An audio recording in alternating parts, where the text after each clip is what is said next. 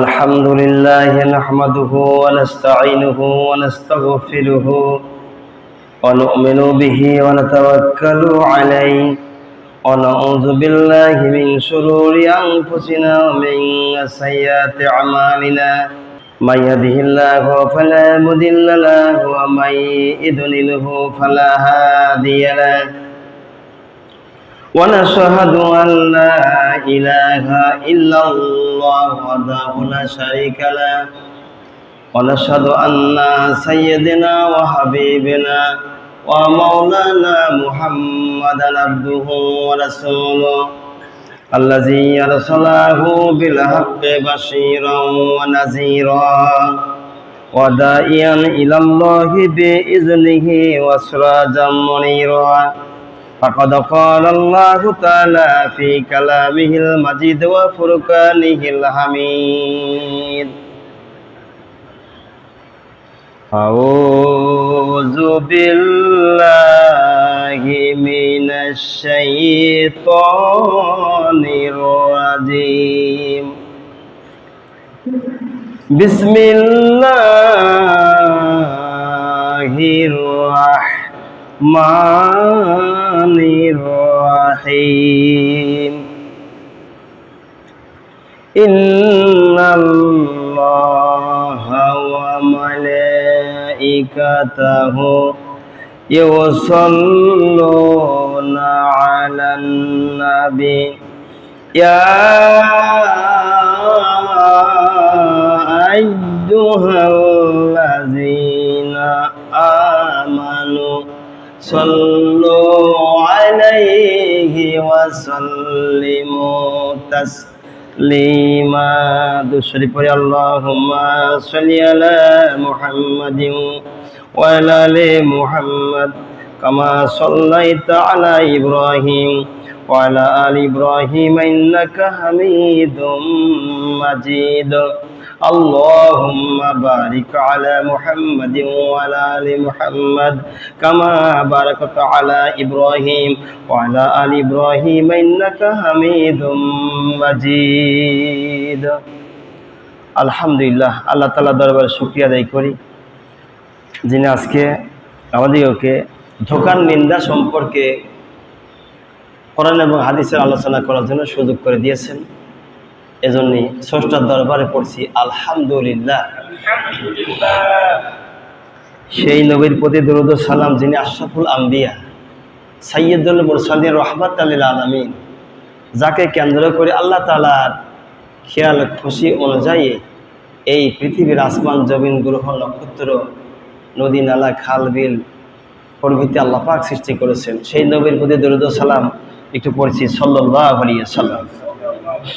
উপস্থিত হাজিরিন, আজকের বিষয়টা হলো এই, আল্লাহ তাআলা ইরশাদ করেন ধোঁকা সম্পর্কে।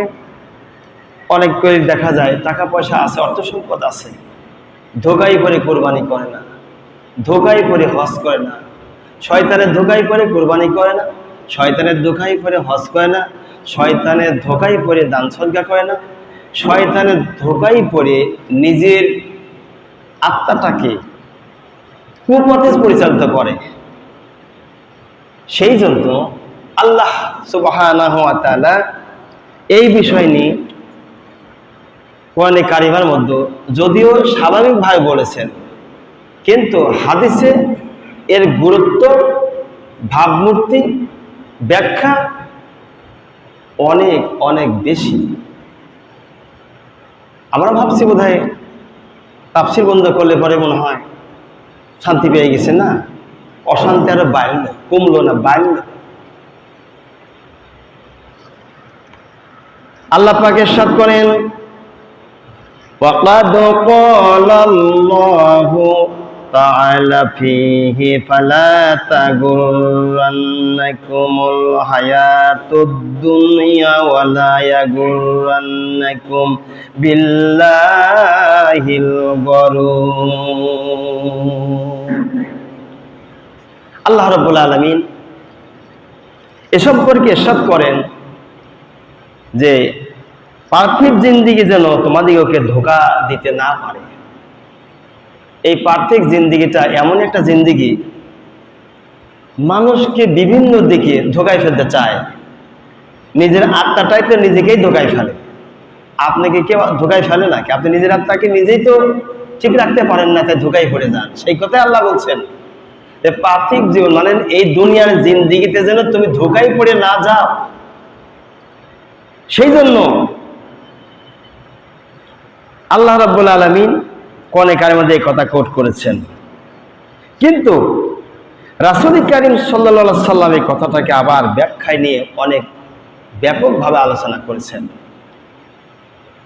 আমরা তো কোরআনের দিক দিয়ে অবুঝ, হাদিসের দিক অবুঝ, সেই জন্য আমরা এর ব্যাখ্যা জানারও চেষ্টা করি না, বোঝারও চেষ্টা করি না। আবার এই ব্যাখ্যা করলে পরে তাকেও আমরা চেনার চেষ্টা করি না। মনে করি যে দুনিয়াতে আসছি আবার চলে যাব, তাই তো শেষ হয়ে গেল। তার মানে ও হলে গরু আর ছাগলের মতন, কুত্তা শিয়ালের মতন, শুকুরের মতন। শুকুর শিয়াল কুকুর যেমন দুনিয়া আসছে চলে যাবে, এর অস্তিত্ব বলতে থাকলো না দুনিয়াতে। কেননা তাদেরকে আল্লাহ পাক মানুষের মতো জ্ঞান দেয়নি, মানুষের মতো আকল দেয়নি, বুদ্ধি দেয়নি, স্বভাব দেয়নি, চরিত্র দেয়নি। বিধায় শিয়াল কুকুর শুকুর ওদের এই দুনিয়া সম্পর্কে আনবো খাবো এ পর্যন্ত শেষ, মৃত্যুর পর কি হবে এদের তো এই চিন্তা নাই। এটা চিন্তা আছে কার? মানুষের। আর মানুষকে চিন্তা ঢুকিয়ে দিয়েছেন আল্লাহ রাব্বুল আলামিন। সেই জন্য আল্লাহ তো জানিয়েছেন যে তোমরা শয়তানের ধোঁকা পড়িও না, শয়তানের ধোঁকায় পড়িও না। শয়তান কিন্তু ধোঁকা দেবে, তোমাদের ধোঁকা যেন দিতে না পারে, সাবধান থেকো, সতর্ক হও। এরপরে জানানো হচ্ছে وقال تعالى ولكنكم فتنتم أنفسكم وتربصتم وارتبتم وغرتكم الأماني حتى جاء أمر الله غركم بالله الغرور الله أكبر। এখানে বলা হচ্ছে আল্লাহ পাক ইরশাদ করেন অধিকাংশই তোমরা কারা? মুনাফিকরা। এই মুনাফিকরা অধিকাংশ ওরা কারা? ওরা হলো মুনাফিক। ওই মুনাফিকরা নিজেদেরকে গুমরাহিতে ফেলিয়া রাখিয়াছে এবং তোমরা অপেক্ষা করতেছিলে আর হয়তো আশা তোমাদেরকে ধোঁকায় পড়তে রাখিয়াছিল। মুনাফিকদের কাজই তাই, ভালো কাজে বাধা দিবে। ভালো কাজে কি করে মুনাফিকরা? বাধা দেয়, ওদের কলিজার মধ্যে আগুন লেগে যায়, ওদের কলিজায় লাগে। মুনাফিকদের কাজই হলো ভালো কাজ যেন না হয় সমাজে, ভালো কাজকে বন্ধ করো। একথা কোরআনে কারিমে কোট করলেন, রাসূলের ব্যাখ্যা ব্যাপক নিয়ে গেছে। মুনাফিকের স্বভাব চরিত্রটা এটা একটা, যে ভালো কাজকে বন্ধ করে দাও, মন্দ কাজকে সমাজে চালু করো। ওটা বন্ধের কথা বলবে না, কারণ ওখানে গেলে যে পেটুনি খাবে না, এই জন্য সেখানে যাবে না। যাবে কোথায়? ভালো কাজ। তারপরে আল্লাহ তো সরাসরি ওহি নাজিল করে ওকে নিষেধ করে দেয় না, আল্লাহ তো ওহি যা দেওয়া দিয়েই দিয়েছেন। বিধায় মুনাফিকরা ওদের স্বভাব চরিত্র দিয়ে প্রমাণ করে, ভালো কাজকে বন্ধ করে দিয়ে আলেমালার পিছনে লেলাই যায়, ওরা প্রমাণ করে যে আমরা হলো মুনাফিক। অর্থাৎ ওদের যে আত্মাটা আল্লাহ পাক দিয়েছেন, এই আত্মা থেকে ওরা রক্ষা পাচ্ছে না, যেহেতু তারা ভালো কাজকে বন্ধ করছে না। ওদের আত্মাকে ওরা নিজেই ধোঁকায় পরিণত করে ধোঁকার মধ্যেই রয়ে গেছে। সেজন্য ভালো কাজ ওদের পছন্দ হয় না, মন্দ কাজ পছন্দ হয়, কোরবানি করা পছন্দ হয় না, নামাজ পড়া পছন্দ হয় না। নামাজ হয়ে যায়, নামাজ পড়তে জামাতে বসে আছে, উনি নামাজ পড়বেন না। কি মতগার, কি ঠাকুর হয়েছে, উনি কয় টাকার মালিক হয়েছে, উনি বয়ে থাকবে কিন্তু মসজিদে ঢুকবে না। তার মানে ওর কপাল পোড়া। ওকে আল্লাহ এমন ভাবে কপাল পোড়াইছে, ও মসজিদে ঢুকতেই পারবে না, জীবনেও পারবেই না, কারণ ওর কপাল পড়ে গেছে।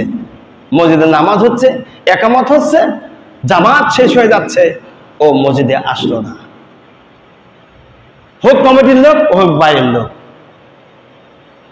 সাধারণত কর্তৃপক্ষ তো হওয়া উচিত হলো গা 5 ওয়াক্ত নামাজ যারা ঠিকঠাক মতো পড়ে তাদেরকে হওয়াই উচিত। কি বলেন? তাদেরকে হওয়াই উচিত ঠিকঠাক মতো যারা এগুলো পড়বে। তারপর তাহলে মানুষকে বলি সাহস পাবে। নিজে যে নামাজ না পড়ি আমি আরেকজন বলতে পারবো? পারবো না। তো মুনাফিকদের সব চরিত্রটা কি? ভালো কাজ করবে না, নিজের আত্মার সাথে গাদ্দারি করে, আত্মার গোলামি করে সে চলতেছে, রূহটাকে সে নষ্ট করতেছে, নিজের পবিত্রকে নষ্ট করতেছে। সেই জন্য আল্লাহ রাব্বুল আলামিন বারবার সতর্ক সাবধান করতেছেন, শোনো,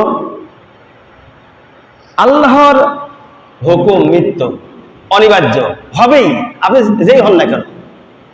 আল্লাহর হুকুম মৃত্যু অনিবার্য হবেই, কেউ ঠেকাতে পারবে না। আপনি যেখানে থাকেন না কেন মৃত্যুর স্বাদ আপনাকে গ্রহণ করতেই হবে, যেভাবেই হোক। কেউ মেরে ফেলবে, অথবা কেউ বিস্ফোরক করা মারবে, অ্যাক্সিডেন্ট হয়ে মরবে, কুমিরে খাবে, দানবে খাবে, ইত্যাদি ইত্যাদি নিয়ে মৃত্যু আসবে আপনার সামনে। আর সে মৃত্যু আপনাকে একদিনকে ধরেই ফেলবে, সেখান থেকে রক্ষার কোনো উপায় নেই, কোনো পথ নাই। তাই আল্লাহ রাব্বুল আলামিন বলছেন যে শয়তান তোমাদেরকে ধোঁকা দিয়ে তোমাদের নিজের আত্মাটারে গোলাম বানিয়ে চলাচ্ছে, আর তোমরা তাই চলতেছো।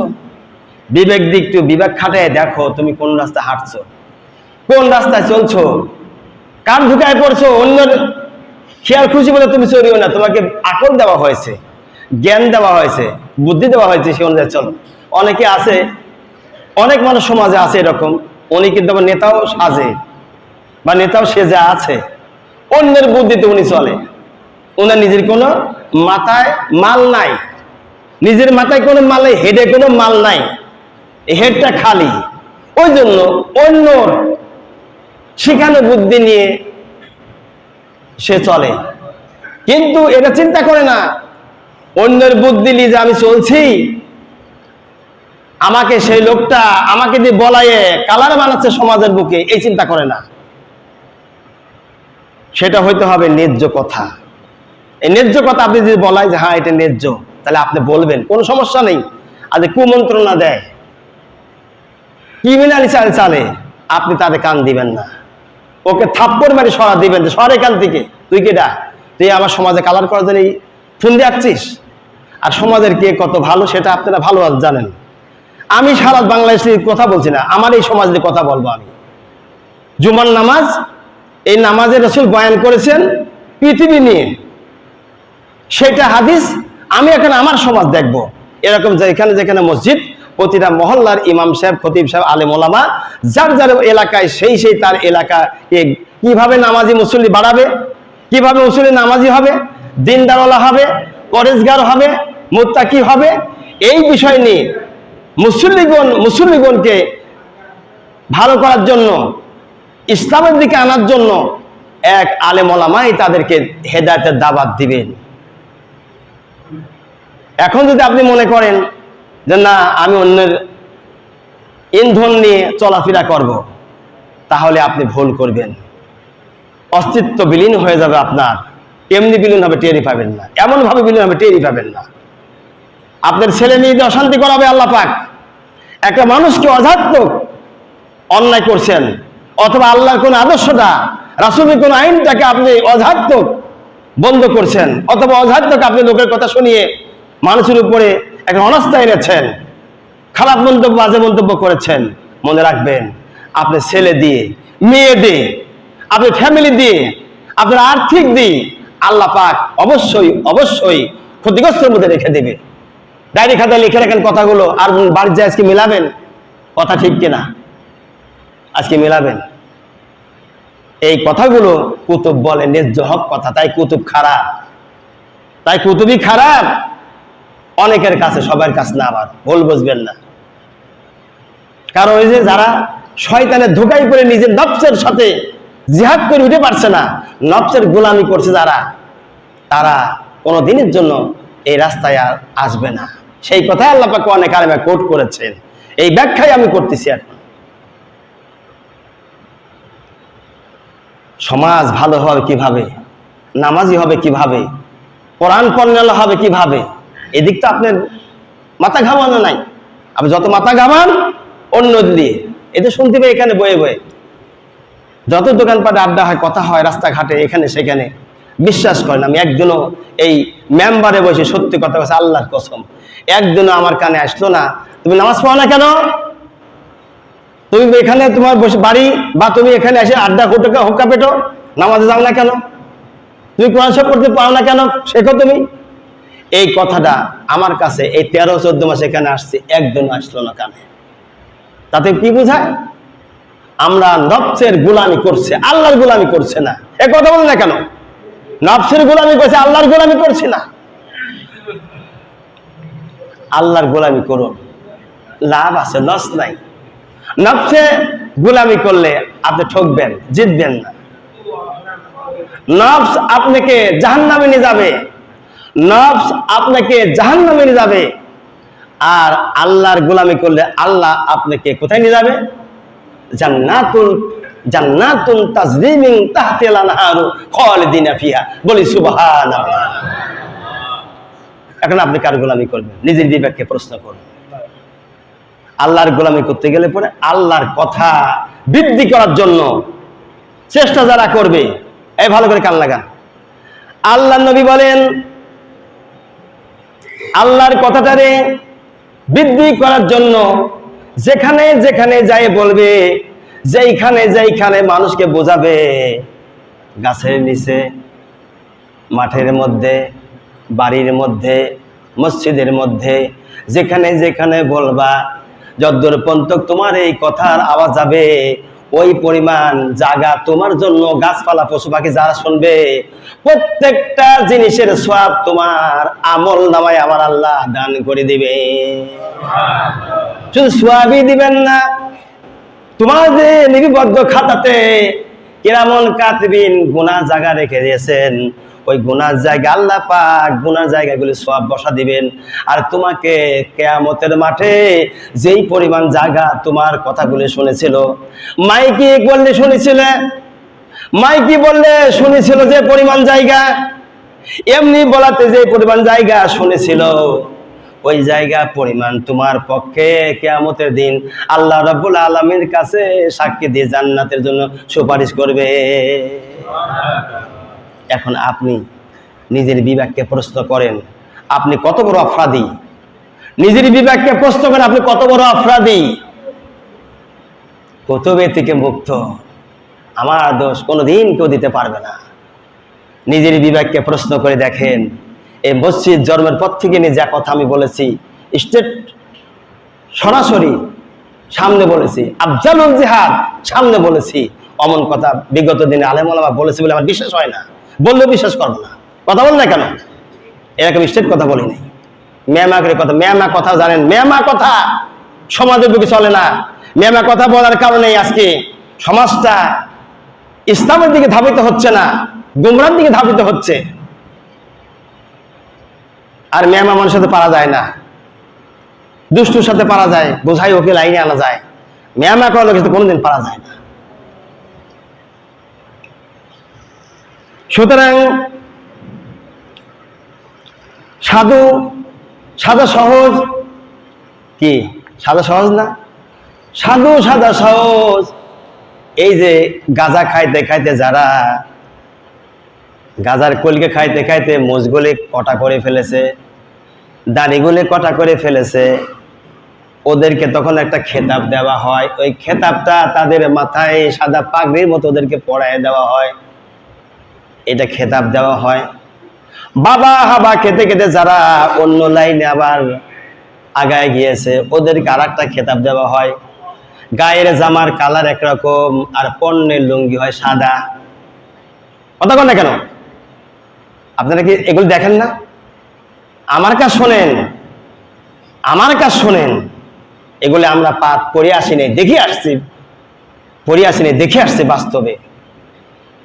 আল্লাহর ওলি যারা, তাদের খেতাব দেওয়া হয় যখন আল্লাহ রাব্বুল আলামিনের সাথে আল্লাহর বান্দা মারফতি তথ্যর দিকে আগায় যায়, তাদের খেতাব দেওয়া হয় আর একটা। ওই খেতাবটা হলো, দেখবেন টিয়া কালারের জামা তাদের, আর পরনে থাকে টিয়া কালারের পায়জামা অথবা মাথায় থাকে টিয়া কালারের পাগড়ি, এদের এই খেতাব দেওয়া হয়। এই লোকগুলি খুঁজে পাওয়া বড় কঠিন। আপনাকে বলে দিচ্ছে, আপনি খুঁজে নেবেন। নিশ্চয় শুনেছেন মাহমুদপুরের মাদ্রাসার সেক্রেটারি আল্লামা শফি রহমাতুল্লাহ আলাইহি, যাকে শফিকা বলি চিন্ত লোকেরা, ওনার কাছে একাধিকবার আমি গিয়েছি। এই খেতাবগুলো যারা পড়েছে তাদের পোশাকই পরিবর্তন হয়ে গেছে। নূরপুর পার হাউজের সাথেও পূর্ব পাশে পাশের সাথে একজন মুরব্বী থাকতো, ফুরফরা শরীফের মুরিদ, ওনার এই খেতাব ছিল। আমি দেখেছি, মাঝে মধ্যে গিয়েছি আমি শফি খান সাহেবের কাছে গিয়েছি, ওনার এই খেতাব ছিল। আল্লাহর ওলি আব্দুল হাই পীর রহমাতুল্লাহ আলাইহি চূড়াডাঙ্গায় শুয়ে আছেন, ওনারও এই খেতাব ছিল। এরকম বিশেষ বিশেষ আল্লাহওয়ালা বুজুর্গের সান্নিধ্য এই গোলাম গিয়েছে, তাই আল্লাহ পাক সামনে রেখে দিয়েছেন। মনে রাখবেন, গর্ব করছি না, এটা বাস্তব কথা বলছি। ভাইরা আমার, এই খেতাব পেতে গেলে পরে কারোর কথায় কান দিয়ে লোকের উপরে দোষ চাপানো যাবে না, কারোকে মনে কষ্ট দেওয়া যাবে না। কষ্ট দেয় একমাত্র শয়তান, মানুষকে কষ্ট দেয় শয়তান। শয়তানের কাজ ইনসানকে কষ্ট দাও, আর তার যাতে করে ইনসান কষ্ট থাকে আজীবন, সেই জন্য শয়তান নামাজ থেকে মানুষকে দূরে রাখে, রোজা থেকে দূরে রাখে, ঝড়গা ফরদের মধ্যে মারামারি কাটাকাটি খুন খারাপি রাহাজানির মধ্যে রেখে দেয়। সমাজের বুকে আজ রাহাজানি কেন হবে? খুন খারাপি কেন হবে? ধর্ষণ ধর্ষিতা কেন হবে? কি জন্য হয়? একমাত্র কোরআনের শাসন, কোরআনের আদর্শ, কোরআনের আখলাক স্বভাব চরিত্র, নবীওয়ালা আদর্শ, নবীদের তাবলীগের দাওয়াত, রেসালাতের দাওয়াত, মেহনতের কাজ যখন বন্ধ হয়ে যায়, তখন গুনাহ করতে করতে সমাজ নষ্ট হয়ে যায়।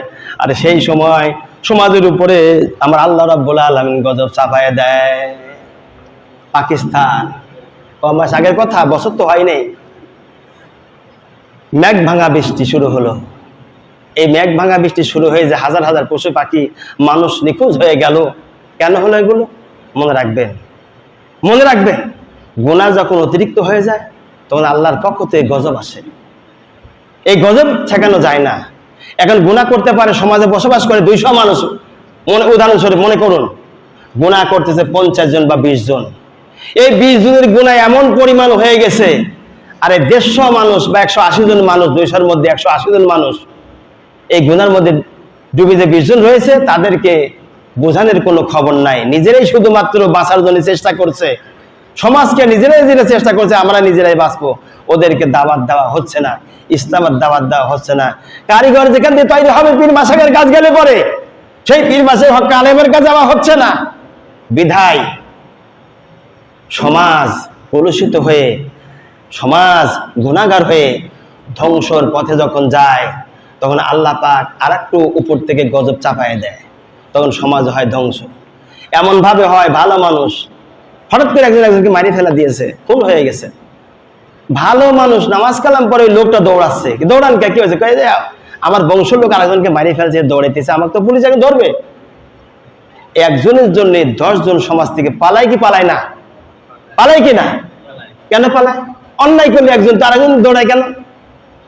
মনে রাখবেন, যেমন তার ভিতরে ভয় ঢুকেছে, তা আমার সমাজে আমার ফ্যামিলির কোন লোক হত্যা করেছে অন্যজনকে, আমি তো হত্যা করি নাই, কিন্তু আমাকে ধরবে। অনুরূপ ভাবে সমাজ যদি কোনো অন্যায় করে, গুনাহ করে, আপনাকে ধরা হবে, আপনাকে ছাড় দেওয়া হবে না। সমাজের আপনি নেতা হয়েছে, নেতৃত্ব দেন, কিভাবে নেতৃত্ব দিচ্ছেন আপনি?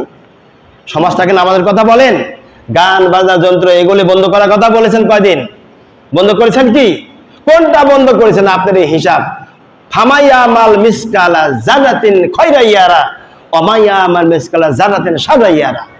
জাররা পরিমাণ যদি নেক কাজ করেও থাকেন, তাও আপনার চোখের সামনে আল্লাহ পাক ধরা দিবেন। আর 1 জারা পরিমাণ যদি অন্যায় কাজ করেন, তবু আল্লাহ রাব্বুল আলামিন আপনার চোখের সামনে ধরা দিবেন। এই কথাই সূরা জিলজালের মধ্যে আল্লাহ রাব্বুল আলামিন ঘোষণা করছেন। এখন থেকেই আমরা প্রস্তুতি নেব, আগামী আসছে পবিত্র মাহে জিলহজ মাস। 9 জিলহজ আরাফাতের ময়দানে মুজদালিফায় যাবে, ছাপা মানুয়া যাবে হাজিরা। 10 জিলহজ আমাদের এই দেশে কুরবানি হবে। এই কুরবানির প্রস্তুতি, কুরবানির আলোচনা আশেপাশে চলতে হবে। আর সমাজে নামাজ পড়ে না কিনা তাদেরকে আপনি আহ্বান করুন। নামাজ, রোজা, হজ, জাকাত, ইসলামের আদর্শ, আখলাক, স্বভাব চরিত্র কিগুলো আপনারা সবাই জানেন কম বেশি। এইগুলির উপরে আপনারা একটু আলোচনা করবেন। শুধু ইমামের আলোচনা করলে চলবে না। আর বাড়িতে নামাজ পড়ে নাকি বেটার বউ বলেন, বেটা বউ শোনো, তোমার হাতের কিন্তু পানি খাবো না, নামাজ পড়তে হয় 5 ওয়াক্ত, তোমার হাতে 1 গ্লাস পানিও খাবো না। তোমার হলে ইহুদি নাসারা যা, তোমরাও তাই। বেটা বউ সাইজ হয়ে যাবে একাই। স্ত্রী নামাজ পড়ে না, ওর বিছনা পৃথক করে দেন, ওর কাছেই থাকবো না, আলাদা থাকবো, দেখেন সুদা হয়ে যাবেন একাই। সোজা হবে না মানো? যুবকেরা শোনো, যারা বিয়ে করেনি তাদের সুযোগ আছে। কাঁচা কাদা, কাঁচা মাটি, যে কোনো অবস্থায় যে কোনো যা করে তাই হবে। পাকা হয়ে গেলে আর হবে না। অতএব বিয়ে করার রাত থেকে শুরু করবা, ওকে নামাজের তালকিন দেওয়া, নামাজের ভিতরে রাখা, নিজেরাও নামাজ পড়া। তাহলে পরে ওই স্ত্রী তোমার ঘরের মধ্যে জান্নাতুল ফেরদাউসের একটা টুকরা হয়ে যাবে, বলি সুবহানাল্লাহ। আর যদি তা না করতে পারো, নাচনি যদি নিয়ে আসো, নাচনি করো, নাচনিকে দেখাও, ওই নাচনি জন্ম দিবা। আর নাচনি নিয়ে আজীবনের ধরে এভাবে চলা লাগবে। কয়দিন আগে করলাম না, বোধহয় আগে করলাম, কোন দিনে জেনি, 2 বাজার মোড়ে একজন স্ত্রী যাইয়া স্বামীকে ডিস্টার্ব করতে বারবার গিয়ে, আমি এই মসজিদ থেকে কোন এক কাজে ভোরবেলা রওনা করেছি, পৌঁছালাম 8টার দিকে সম্ভবত। এখন দেখি লাশ বাড়াচ্ছে। কি হলো? আমি আগায় গেলাম। বউ আসে দৈনিক জ্বালাতো, নাচনি বউ ছিল। লোকটার বয়স কমপক্ষে 50 থেকে 55 বছর বয়স, আমাদের কাছে একটু কম হবে বয়স। দেখি লোকটা দোকানের মধ্যে ফ্যানের সঙ্গে দড়িলি, উনি মারা গেছে। তো এইরকম নাচনি যদি বউ বিয়ে করো, ওই রকম মারা গিয়ে আবার জাহান্নামে আজীবন থাকতে হবে। খবরদার এই ভুল করিও না। যদি নাচনি কোন রকম আসেও যায়, নাচনিক সাইজ প্রথম রাত্রেই করবা। আর ঘরটারে পবিত্র রাখার চেষ্টা করবা, যেন শয়তান ধোকায় না ফেলে। আল্লাহ তাআলা আমাদের সকলকেই আগামী দিনগুলোতে ইসলামের উপরে, কোরআনের উপরে দাওয়াত যেন দেওয়া এবং বোঝার তৌফিক দান করে। আজকে আমরা দোয়া করব, তাদের দেওয়া এই বুদ্ধি ব্রেন এলাকার মানুষের আর্থিক সহায়তা এবং দাতা সদস্য যারা আছেন দেশের বাইরে, দেশের সকলকে নিয়ে যেন আমরা এই মসজিদটা, মাদ্রাসাটা, ঈদগাহ ময়দানটা সুন্দর হালে পরিচালনা করতে পারি। আল্লাহ যেন কবুল করে, বলি আমিন।